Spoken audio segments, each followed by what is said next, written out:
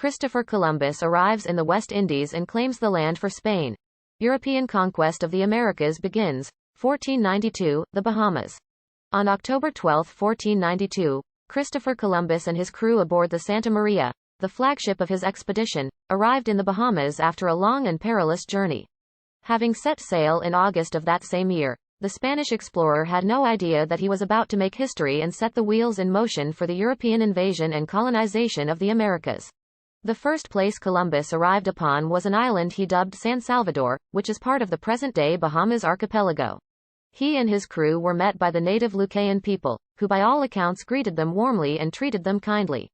Columbus was enamored by the beauty of the islands, and the exotic new plants, animals, and people he encountered. He declared the land for the Spanish crown and called it, the Indies.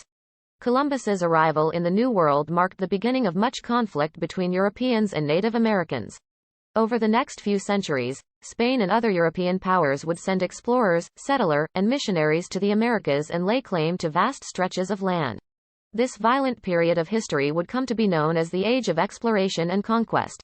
The legacy of Columbus and the European conquest of the Americas is complex, to say the least. On one hand, it laid the foundations for modern civilization in the Americas.